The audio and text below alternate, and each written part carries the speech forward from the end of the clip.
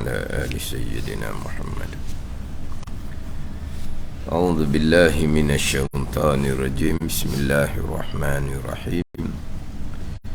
الحمد لله رب العالمين، والصلاة والسلام على سيد المرسلين وعلى آله وصحبه أجمعين. رب اشرح لي صدري ويسر لي أمري واحلل عقدة من لساني يفقه قولي. سبحانك لا علم لنا إلا ما علمتنا إنك أنت العليم الحكيم. ولا حول ولا قوة إلا بالله العلي العظيم. Kitab Hidayatus Sibyan, muka surat 15, baris yang kelima daripada bawah. Muka surat 15, baris yang kelima daripada bawah.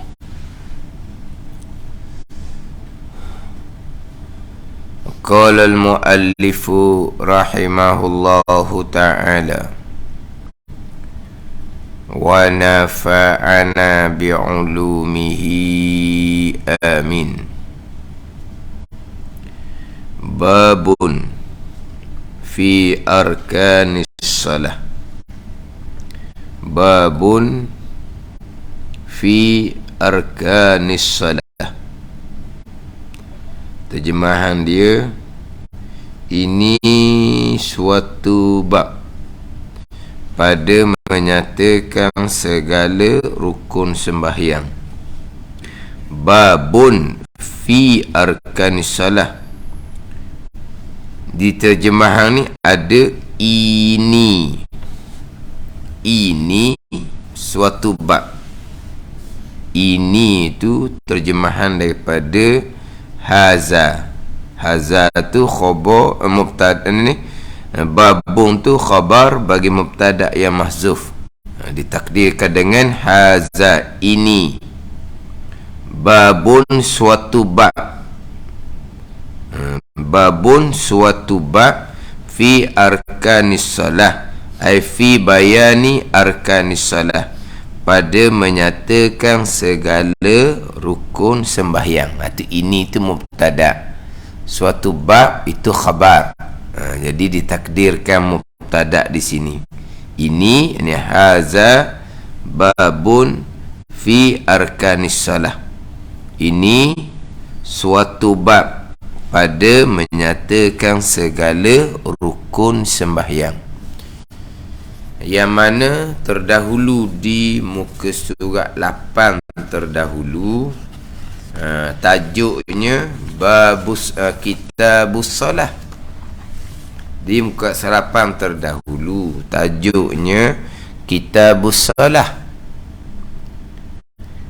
Kemudian kitabus salah daripada muka 8 sampai muka 15 tu dibicara berkaitan dengan syarat. Barulah muka 15 masuk kepada rukun. Tajuk besarnya kitabus salah. Ini suatu kitab pada menyatakan hukum sembahyang. Jadi di bawah permulaan surat 8 ni dibicarakan berkaitan dengan taharah.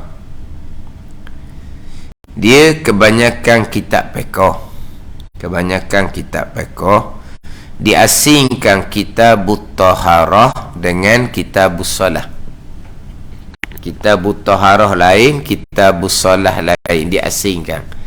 Kemudian kitabus saum, puasa, kitabuz zakah, kitabul haji wal umrah. Jadi diasingkan antara kitabut taharah dengan kitabus salah. Di bawah tajuk kitabus salah membicarakan berkaitan dengan rukun sembahyang. Kitabut taharah membicarakan berkaitan dengan bersuci. Itu dalam kebanyakan kitab fiqh yang terdahulu dan juga yang terkemudian. hak mutaqaddimun ke mutaakhirun ke, kitabut taharah, kitabus salah diasingkan. Tapi dalam kitab Idatus Sibyan ni tak ada kitabut taharah.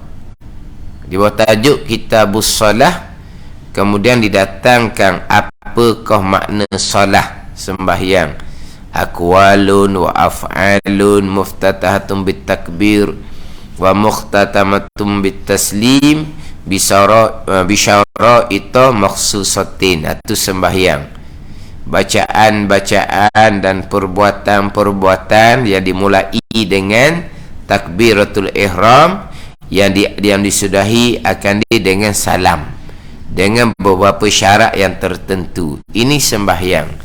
Sembahyang ni merangkumi rukun dan merangkumi syarat. Ini sembahyang merangkumi rukun, sama ada rukun bacaan, rukun perbuatan, dan dia merangkumi syarat. Itu sembahyang. Kemudian antara rukun dan syarat, mana dahulu yang wajib dilengkapkan? Rukun dahulu ke syarat dahulu?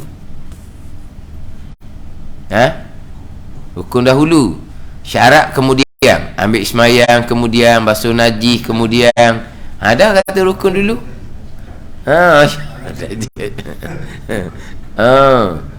Antara rukun dengan syarat, rukun dulu go. Suka pula dah. Dah syaratnya suci daripada hadas kecil, berwudu, suci daripada hadas besar, mandi wajib. Jadi kalau rukun dulu, takbir siap-siap, barulah masuk bilik air, mandi wajib. Jadi syarat dululah daripada rukun. Jadi bila syarat rukun, maka pembicaraan syarat lah dalam kitab kita ni. Tapi syarat utama solat adalah taharah, suci daripada hadas kecil, suci daripada hadas besar, suci dari najis. Jadi ulama terdahulu dan terkemudian kebanyakan kitab, oleh kerana taharah ni walaupun berkait dengan syarat sembahyang, tapi dia tajuk besar, dia letak bicara asing, kitabut taharah, dia letak gitu. Sebab taharah ni dalam kitab fiqh Islami menyatakan bahawa li taharati ahammiyatun kabiratun fil Islam. Taharah ni kepentingan yang besar dalam agama, sebab ia menjadi syarat utama untuk sah sembahyang tiang agama. Taharah menjadi syarat utama untuk sah sembahyang yang ini sebagai tiang agama. Tanpa ada sembahyang, tak sembahyang langsung ke, ataupun sembahyang yang tidak melengkapi dia punya syarat umpama taharah, tak sah sembahyang. Mana tak sembahyang hukum dia, bila tak ada tiang agama, pahala puasa, pahala zakat, pahala haji dan pahala kebajikan lain tidak akan diterima oleh Allah Subhanahu wa ta'ala, sebab tidak ada sembahyang sebagai tiang agama. Ini besarnya sembahyang tiang agama, syarat utamanya taharah. Jadi ulama letak taharah satu bicara asing, kitabut taharah. Tapi dalam kitab Al-Sunan tidak, tajuknya kitabus salah. Bicara apa tu? Bicara taharah. Sebab apa? Sebab bicara taharah ni lah bicara hukum sembahyang. Dia sama dengan kitab Fathul Mu'in. Kitab Fathul Mu'in pun sama juga. Dalam tu tidak ada kitabut taharah, yang adanya kitabus salah sahaja. Sebab kalau lah bicara taharah tu bicara lain. Ni kadang orang kita kan, dia mari masjid, dia nak belajar semayang, dia kata orang baru masjid ni, dia nak belajar semayang, tiba-tiba siapa di masjid membicarakan bab air semayang, mandi wajib, bab haid nifas, bab najis dan kaifiah menyucikan najis. Kita mari nak belajar hal semayang. Dia dah ajar bab wudu, bab mandi wajib, bab haid nifas, bab najis. Kemudian pula alat utama untuk mengangkat hadas kecil, hadas besar dan menyucikan najis alat utama adalah air. Oh, kena air mana yang memada untuk mengangkat ada kecil ada besar, menyucikan najis? Air mutlak. Air mutlak tu macam mana? Air mustakmal macam mana? Air mutaghayyir macam mana? Air mutanajis macam mana? Oh, cara berair pula. Kita main nak belajar semayang. Itulah belajar semayang. Sebab air menjadi syarat utama untuk bersuci. Bersuci itu menjadi syarat utama untuk semayang. Jadi nak belajar semayang, kena belajar ni syarat ni. Taharah, syarat utama taharah air mutlak. Kena belajar air mutlak tu air macam mana. Mana belajar air mutlak ni belajar semayang lah. Ingatkan belajar semayang ni setakat belajar niat. Itu belajar rukun. Tu belajar, betul lah tu belajar semayang tu belajar rukun. Tapi antara syarat dengan rukun, syarat dulu.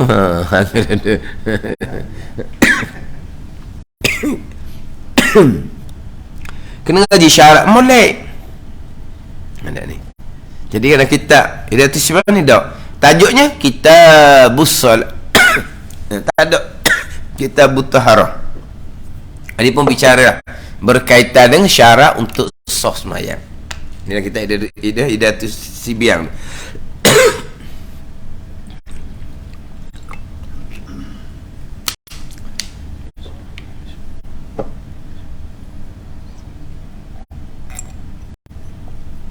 Macam contohnya belajar bab hinifah, berkait dengan sembahyang lah tu. Berkait dengan sembahyang. Itu berkait dengan syarat wajib sembahyang. Yang mana dalam kitab itu Sibian kita musak 8 tu berkaitan dengan syarat semua dibahagi 2. Syarat wajib 1, syarat sah 1. Dia ada satu lagi syarat, iaitu syarat qabul. Syarat sembahyang tu diterima oleh Allah. Dia apabila cukup syarat wajib, maka berkewajipanlah sembahyang. Apabila berkewajipan sembahyang, dia kena mencukupkan syarat untuk sah sembahyang. Suci daripada hadas tu syarat untuk sah sembahyang lah tu. Suci daripada najis syarat untuk sah sembahyang. Menutupi aurat, menghadap kiblat itu syarat untuk sah sembahyang. Bila melengkapkan syarat untuk sah sembahyang, maka sembahyang pun sah. Apabila sembahyang itu sah, tertunai kewajipan. Tertunai kewajipan. Kemudian nak supaya sembahyang itu diterima oleh Allah, mana dia syarat qabul. Syarat qabul pergi kepada dalam tasawuf, ikhlas kedok sembahyang tu. Dia gitu. Tapi nak bicara syarat qabul, kena bicara syarat sah dahulu. Kena bicara syarat sah dahulu, rukun sempurna, maka sah sembahyang. Tuan terima kedok, gantung pada hati ikhlas kedok. Tapi dengan melengkapkan syarat sah dan rukun, maka sembahyang sudah sah, tertunai kewajipan. Kalau kata puasa, tertunai kewajipan. Sebab apa? Puasa dia lengkap dengan syarat dan rukun, maka sah puasa, tertunai kewajipan. Tuan terima kedok, ikhlas kedok puasa. Dia gitu. Kalau kata haji dan umrah, syarat dia lengkap, rukun dia lengkap, maka sahlah haji umrah, tertunailah kewajipan. Mengerjakan haji dan umrah sekali sama hidup bagi orang yang berkemampuan. Kemudian tuan terima kedok, hati ikhlas kedok. Gitu. Tiba-tiba pergi Mekah hati dah ikhlas, contohnya.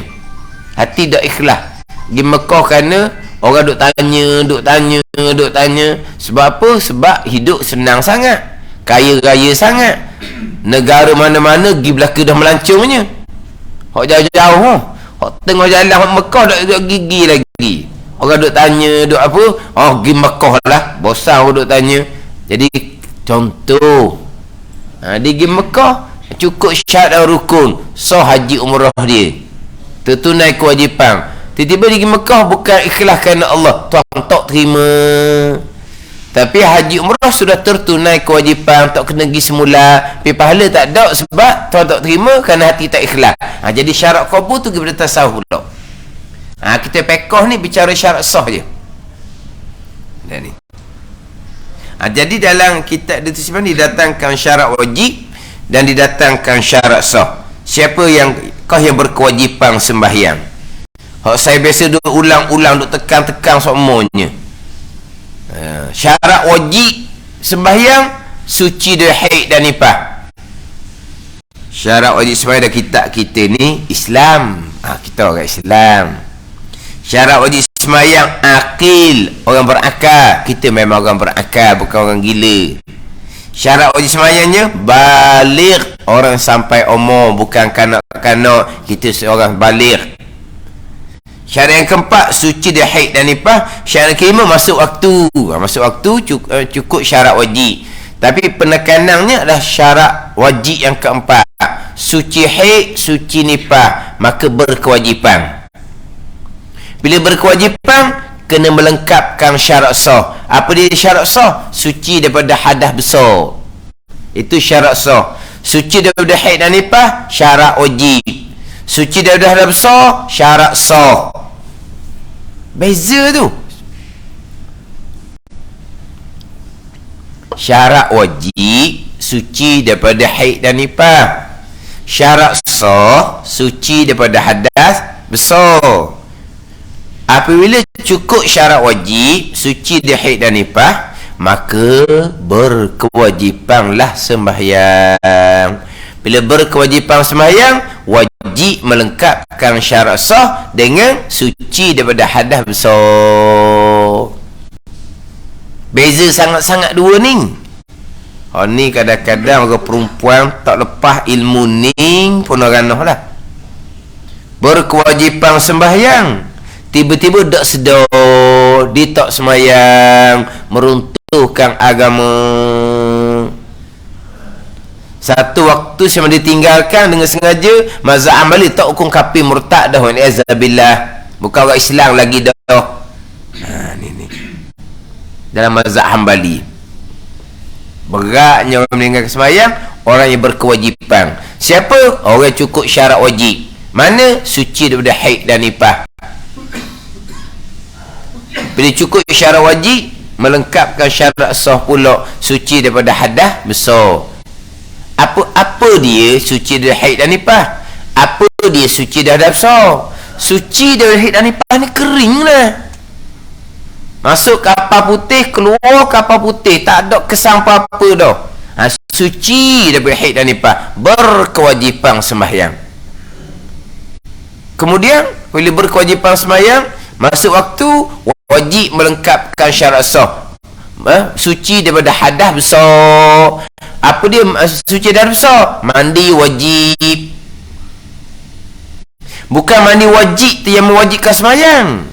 Suci kering tu mewajibkan sembahyang. Mandi tu untuk mengesahkan sembahyang. Mudah ni. Kering saja berkewajipan sembahyang. Saya belum mandi. Mandi untuk mengesahkan sembahyang. Kamu kena segera mandi, sebab kamu sudah berkewajipan sembahyang. Wajib macam lagi, saya tak mandi lagi ni. Ni berat sangat ni.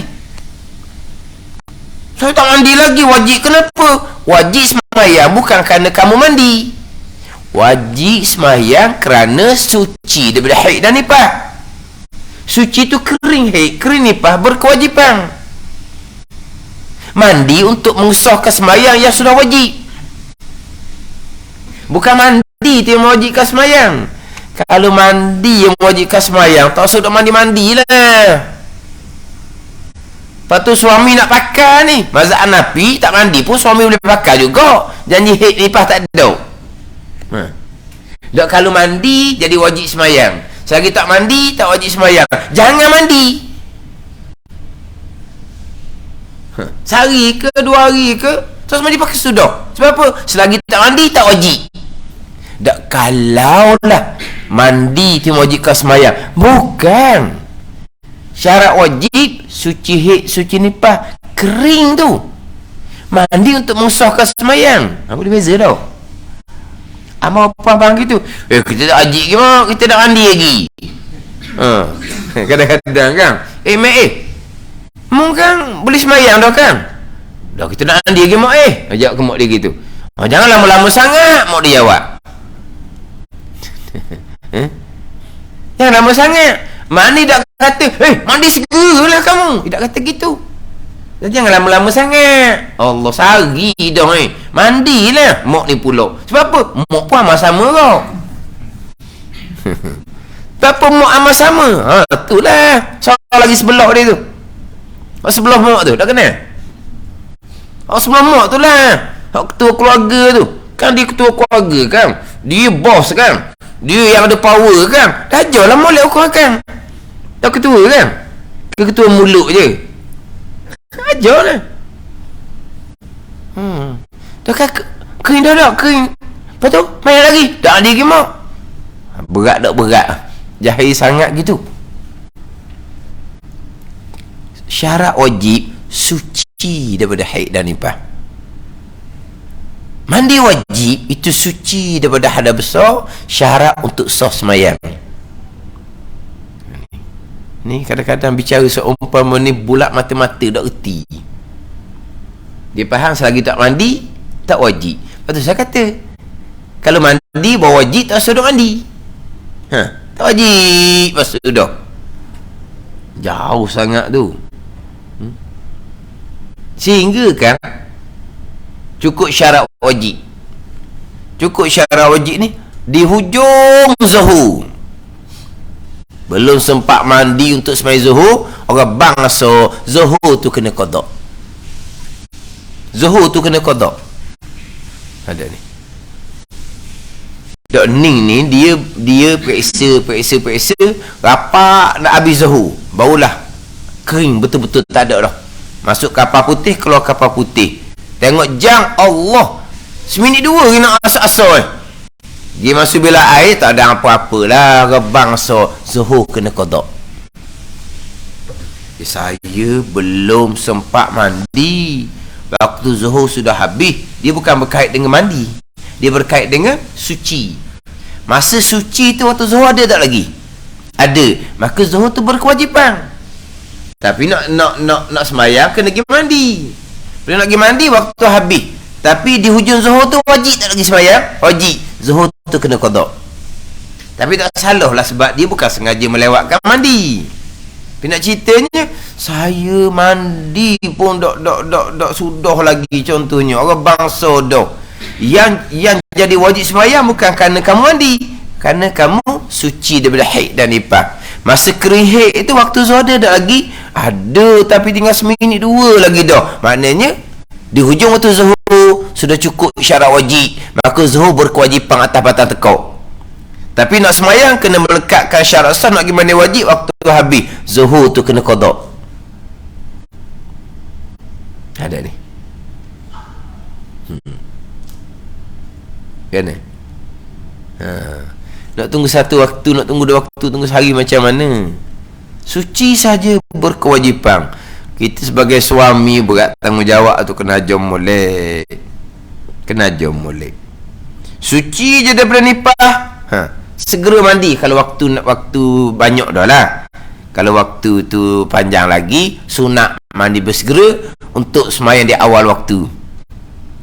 Kalau waktu panjang lagi. Kalau suci dan nifas pukul 10 pagi, zuhur lambat lagi tu, sunat mandi segera.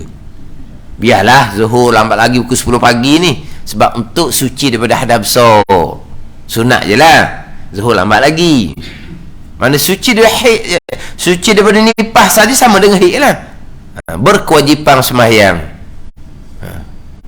Pernah dengar ada orang kita ni di Terengganu ni, ada tunggu 40, ada tunggu 44.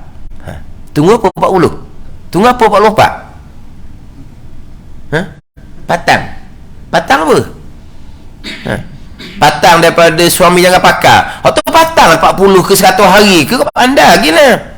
Nak pantang suami tak dipakar sampai 40 hari ke 100 hari ke, tak ada berapa. Suami nikah lain pula. Ada apa tu?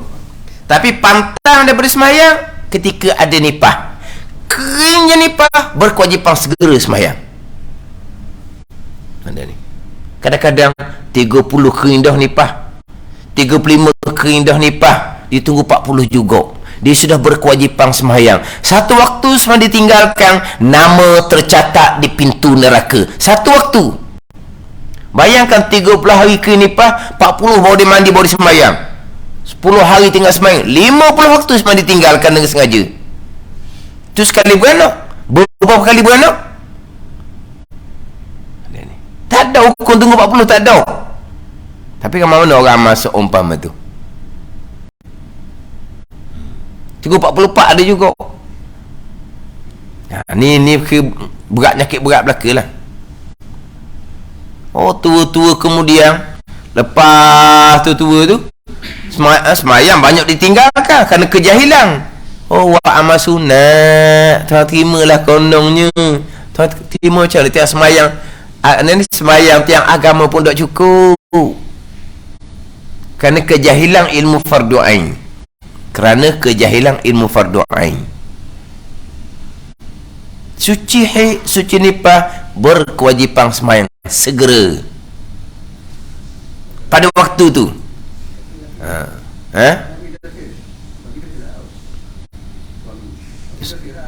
Suami tidak menunaikan tanggungjawab, berdosa lah. Lepas tu hak isteri tu, hak tak semayang tu wajib kena qada lah. Banyak mana kena kira semula lah. Suami kena qada jugalah sebab dia tak ajar gitu. Suami dah kena qada, tapi suami akan dipertanggungjawabkan daripada masyarakat sebab tak ajar. Kena ajar ni ilmu fardhu ain ni, suami wajib kena ajar ke bini. Anak puang kena ajar molek. Kena ajar ni kewajipan ayah ni, kena ajar. Hak nipah anak perempuan kena ajar. Tapi tak payahlah kita ajar isteri kita hukum haid dan nipah. Isteri kita lah ajar anak perempuan kitanya. Tapi tanggungjawab besarnya atas ayah.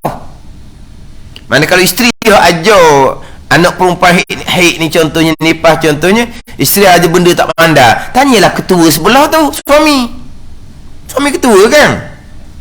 Apa pula ngiling gitunya.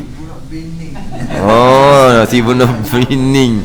Oh, ngiling pala sebut tanggungjawab. Oh, sebut kata ketua, memang ketua. Bunyi ketua. Sebut tanggungjawab. Ngesok lalu kan, ngelik kepala. Jadi macam penyu, tusuk kepala.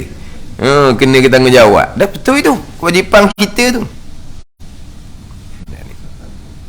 Nak cakap, itu syarat wajib. Suci, kering haid, nipah, berkewajipan semayang. Kalau waktu semayang ada masa tu lah. Kalau pukul 10 pagi, 11 pagi, tak apalah. Waktu semayang tak ada masa tu. Aulanya semayang fardu ke semayang qadar? Kering Jumaat. Kering hujung waktu.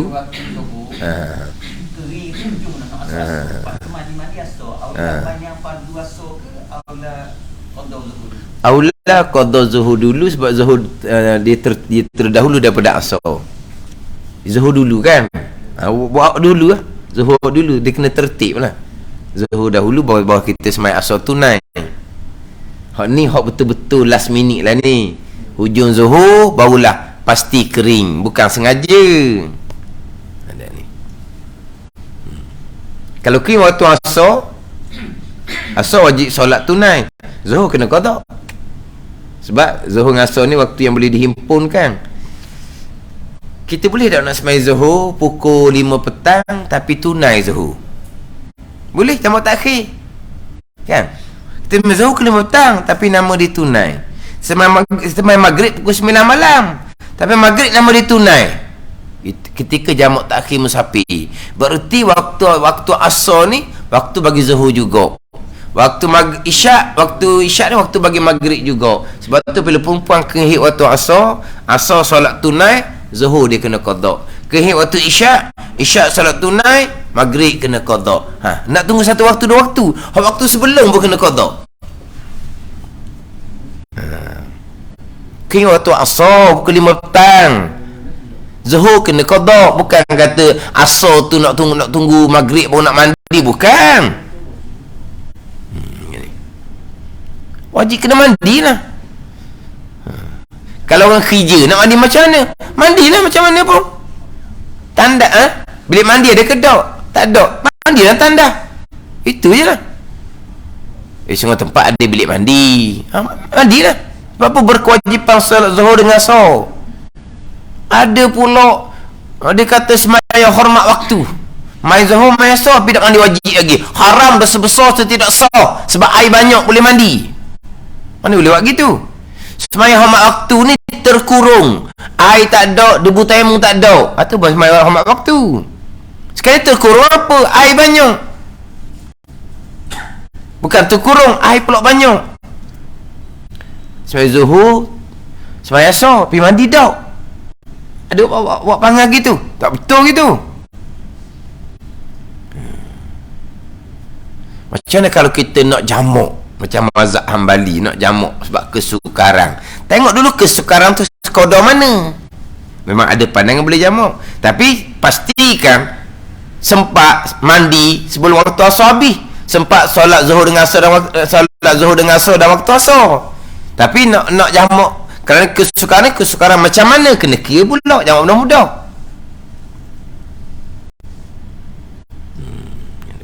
Aku susah lah, memang gitulah. Lepas tu macam mana nak, tak ada dia. Ini bukan kata berlaku tiap-tiap hari ni. Kering sekali sebulan, kering nipah 5-6 tahun sekali. Tak ada bilangan. Kering sekali sebulan pun tak sepertinya kering di waktu siang hari. Pada ni perempuan ada datang haid sekali sebulan. Kering ni tak seperti siang hari. Terkadang malam hari selamat siang tu. Kalau kena siang hari pun mana sekali sebulan. Sekali 2 bulan, sekali 3 bulan mungkin. Kena usahakanlah, sebab ni kewajipan sembahyang. Kering je haid dan nifas, berkewajipan sembahyang, kita tak sembahyang, dilaknat oleh Allah Subhanahu wa taala, dilaknat oleh sekalian makhluk Allah Subhanahu wa taala. Kita berkewajipan sembahyang, kita tak sembahyang, pakaian laknat kita, makanan laknat kita, minta dengan Tuhan tak menduduk dengan kita.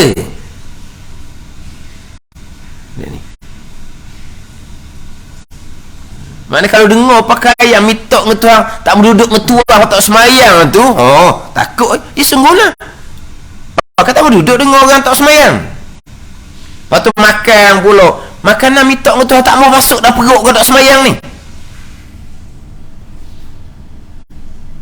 Sebab apa? Berkewajipan sembahyang, tak sembahyang.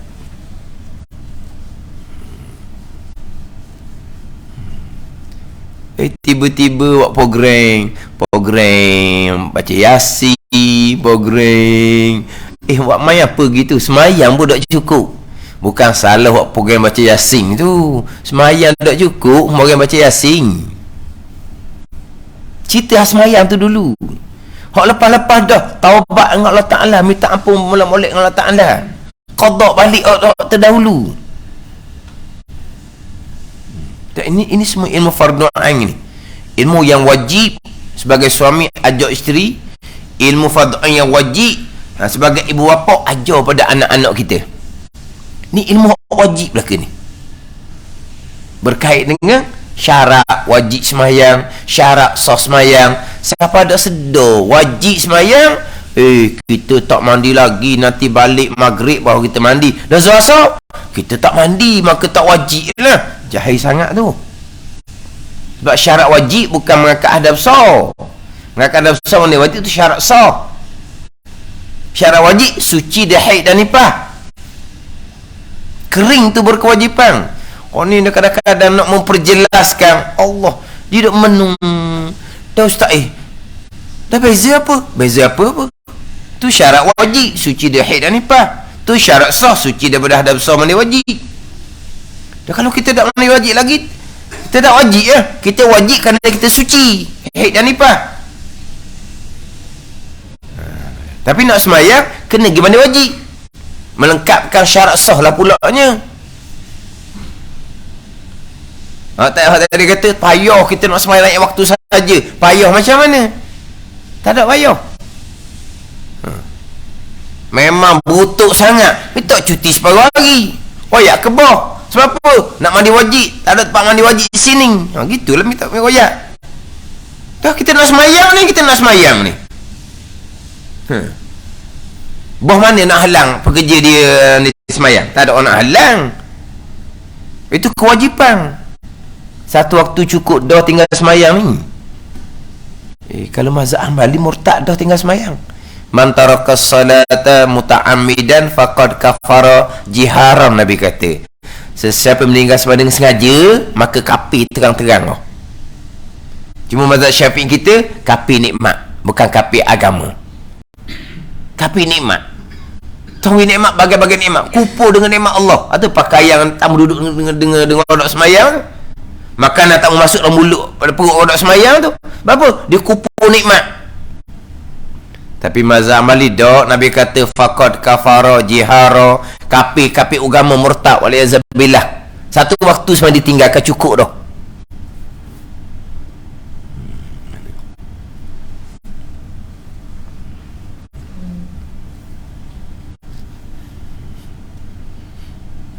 Kalau kita ada tu sebiang kita nak ambil molek susun ni satu tu. Bicara syarat wajib, kemudian bicara syarat sah. Syarat sah ni kena bicara bab wudu, bab mandi wajib, bab haid nifas, kena kira belaka tu. Dan kita sulam mubtadi, tajuknya haid nifas istihadah. Dimulai tajuk dia wajib atas suami dan ayah, ajar isteri dan anak perempuan dengan hukum haid, nifas, istihadah dan wiladah. Ni kewajipan atas suami dan kewajipan atas ayah. Ni kita belaka lah. Tapi kalau kita tak pandai nak ajar, pastikan isteri kita belajar, pastikan anak-anak perempuan kita belajar. Payah kita nak belajar hak benda bukan hak kita ni.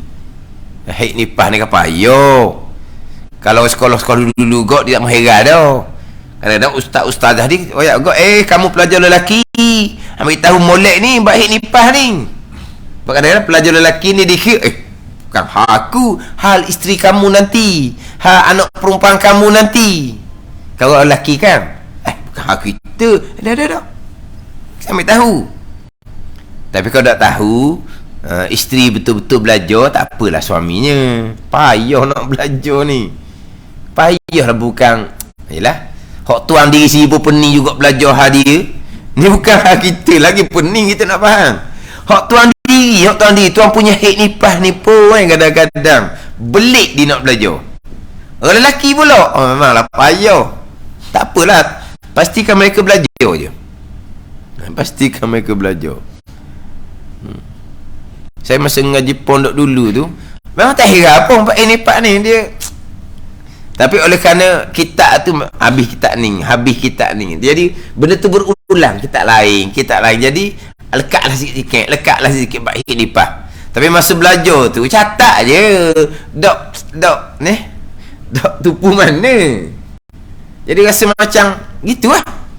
Tapi kerana belajar berulang kali, adalah lekat juga. Payah. Mana tak apa tak belajar. Tapi pastikan isteri kita, anak perempuan kita belajar. Bab haid nifas, istihadah, bab wiladah.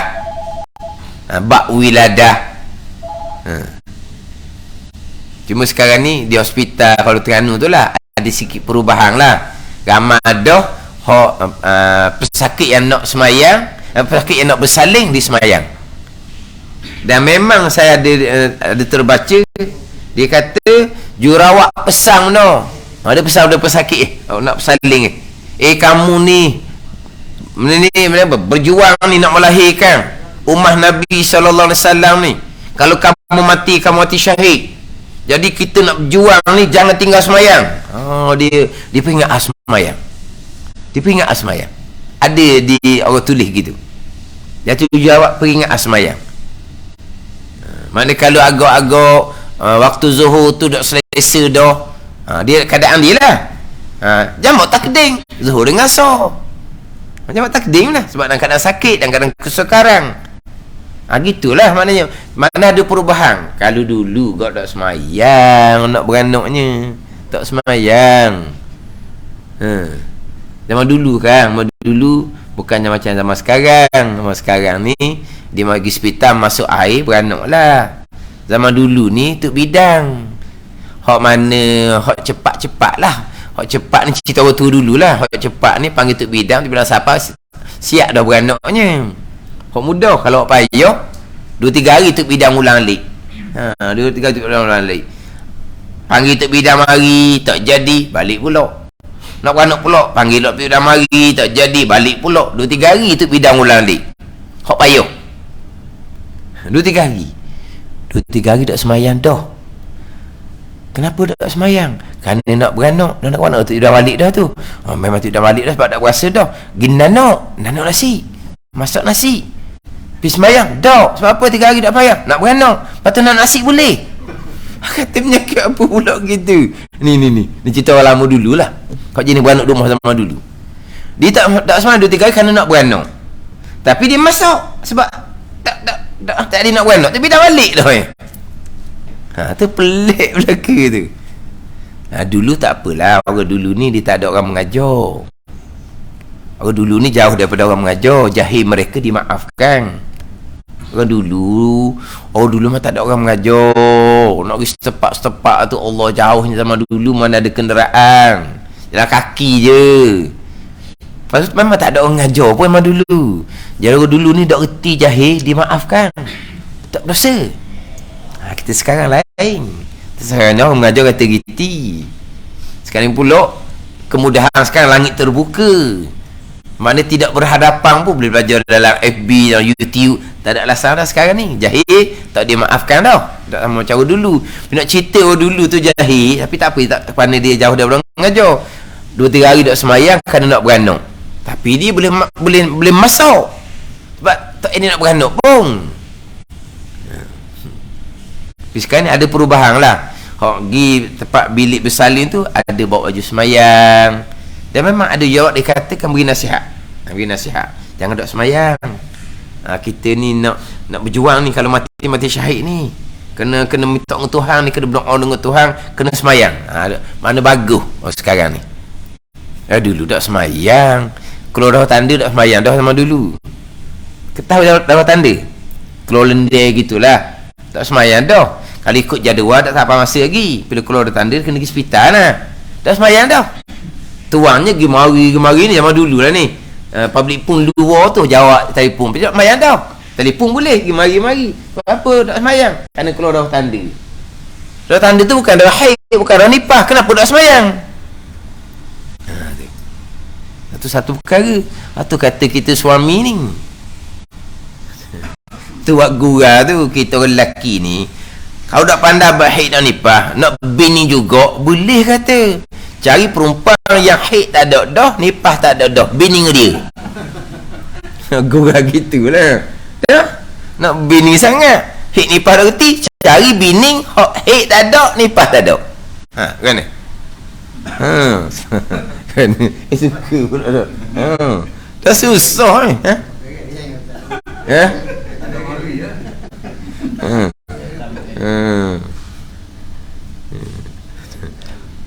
Tanggungjawab tu kalau ditunaikan besar pahala.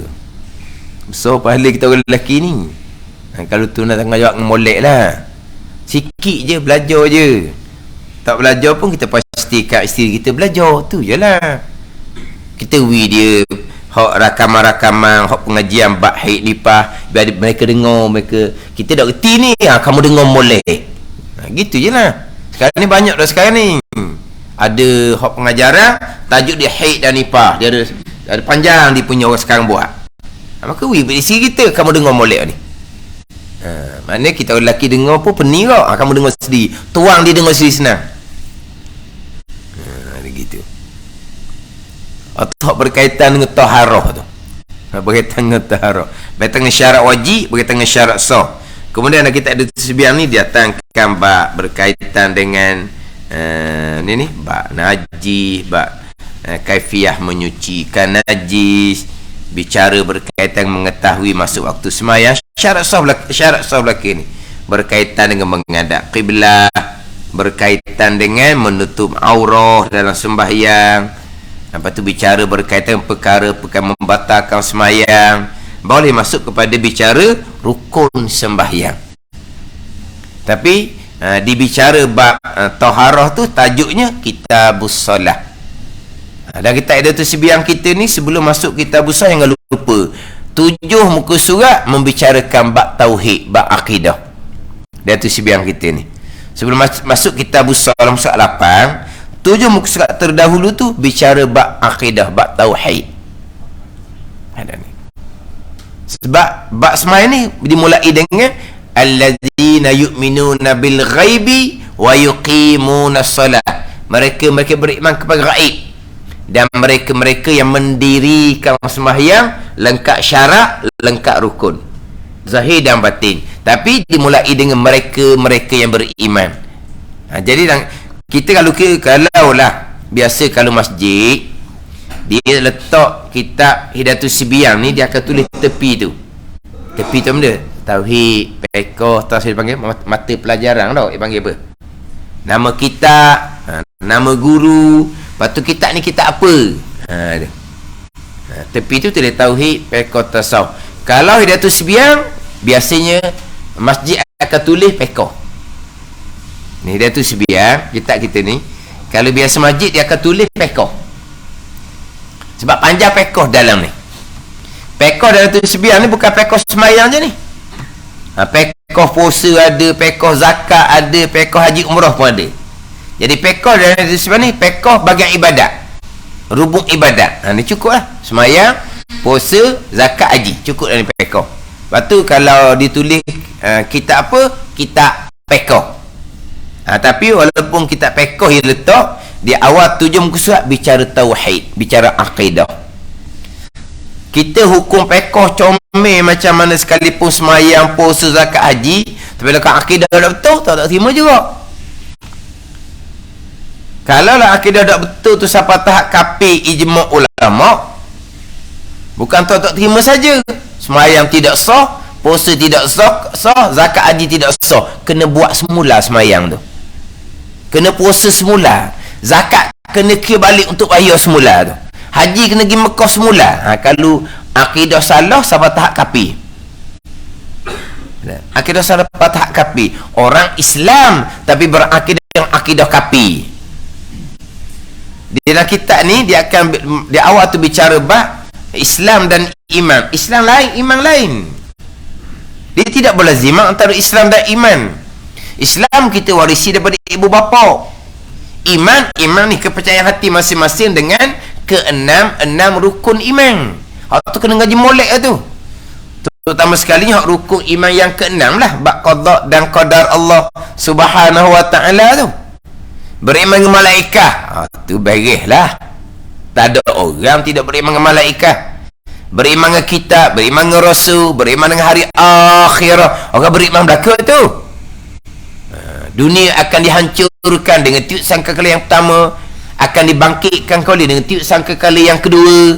Tu iman ni belaka tu. Kita iman ni belaka dengan persoalan barzah, nikmat dan seksa di alam barzah, mahsyar. Iman ni belaka sampai ke bicara syurga dan neraka. Hak paling banyak timbul terpesunnya dah hak bab qada dan qadar, rukun iman yang ke-6. Terpesun qada qadar sampai tangga kafir ijma' ulama pun ada. Semayang tidak sah, puasa zakat haji tidak sah. Kalau pegangan tu tak kafir, tapi pegangan tu pegangan yang terpesun daripada pegangan ahli sunnah wal jamaah. Kan kita biasa kan ESWJ, pegangan ESWJ, pegangan ahli sunnah wal jamaah. Tiba-tiba berpegang pegangan yang terpesong daripada pegangan ahli sunnah wal jamaah, tapi tak kafir.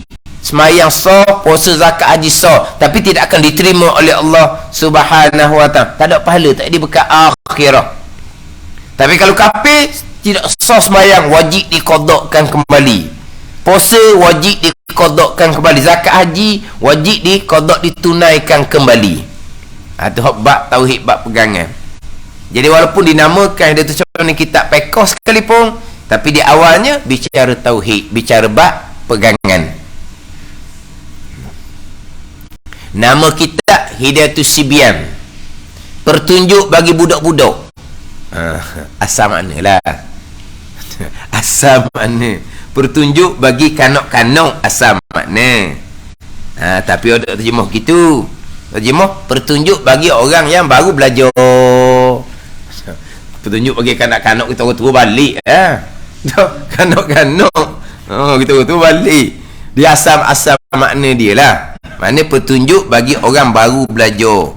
Jadi mana kita ni nak mulai kita belajar semua, tapi kita nak ambil daripada awal, ni kita Hidayatus Sibyan. Bicara tauhid, ni bicara bab fiqh, bicara bab sembahyang, taharah selesai, ni nak masuk kepada rukun sembahyang. Bab sembahyang dengan syarat je, dengan rukun, lengkaplah dipanggil sembahyang. Bermula rukun sembahyang itu 13 perkara. Kena dibilang satu-satu. Pertamanya niat dengan hati, keduanya takbiratul ihram, dibilang je.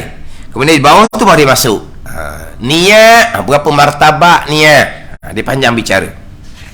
Niat saja setengah sukat lebih. Habis bicara pula bermula takbiratul ihram, iaitu 21 syarat. Takbiratul ihram.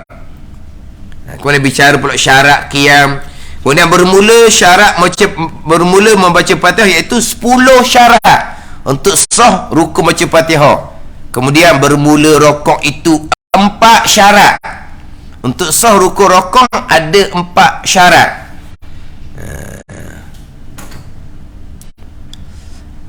Bermula sah i'tidal itu dengan 4 syarat. Kemudian bermula syarat sujud itu 8 perkara, 8 syarat. Bermula tahiyat akhir 7 syarat. Dia satu-satu. Maka bagi salam itu 9 syarat. Dia bagi syarat satu-satu ni. Mula-mula dibilang dulu. Rukun pertama niat, rukun kedua takbiratul ihram, dibilang sampai 13. Benda ni pun perinci satu-satu. Syarat bagi tiap-tiap rukun sembahyang. Bilang rukun 13, kita budak-budak bilang dah rukun 13. Hal ni syarat bagi tiap-tiap rukun 13. Satu-satu dia akan bicarakan. Niatnya, niat hak wajibnya hak mana, hak sunatnya hak mana. Ni dan kita Hidayatus Sibyan. Wallahu a'lam. Bismillahirrahmanirrahim. Alhamdulillahirabbil alamin. Wassalatu wassalamu ala sayyidin mursalin wa ala alihi wa sahbihi ajma'in. Allahumma ftah alaina futuhal arifin. Allahumma allimna ilma akdamin wa fahimna famasabikin warzuqna ruqat talibin. Allahumma zidna ilman wa alhiqna bis salihin. Wa sallallahu ala sayyidina Muhammadin wa ala alihi wa sahbihi wa sallam. Walhamdulillahi rabbil alamin.